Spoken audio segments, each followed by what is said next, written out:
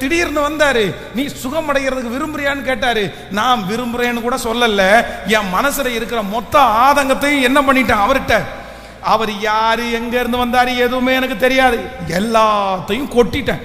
கொட்டி முடிச்ச உடனே அவர் என்ன சொல்றாரு, நீ உன் படுக்கை எடுத்துக்கொண்டு நடன்றாரு. எனக்கு நட வந்துச்சு.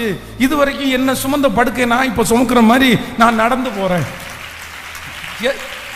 அந்த ஒரே மனுஷனுக்காக தான் யாருன்னு கூட காமிக்காம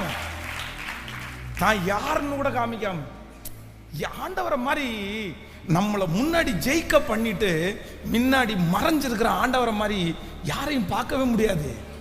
அதை நான் என் வாழ்க்கையில் அப்படி உணர்ந்திருக்கிறேன், கரிச்சு அப்படி குடிச்சிருக்கிறேன்.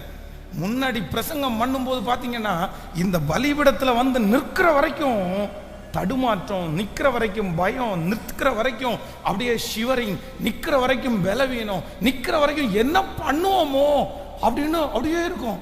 ஆனா அந்த பிரசங்கத்தை முடிக்கும் போது முன்னாடி விட்டு மொத்தத்தையும் முடிச்சுட்டு அவர் பாட்டுக்கு அமைதியா, அது ஒன்றும் இல்லடா, எனக்கு மட்டும் இல்ல, உங்களுக்கும் நமக்கு எல்லாருக்குமே அப்படிதான் சொல்லி இருக்கிறாரு. இன்னைக்கு வரைக்கும் நிறைய பேர் நம்மளை பார்த்து நீங்க ஜெயிச்சிங்கன்னு சொன்னாங்க, நீ நல்லவேன்னு சொன்னாங்க, நீ டேலண்ட் அப்படின்னு சொன்னாங்க, உன்னுடைய கமிட்மெண்ட் தான் சொன்னாங்க.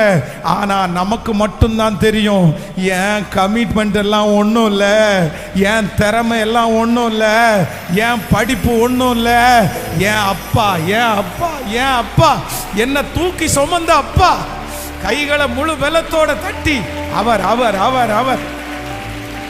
நீர் மட்டும் உயரணும்.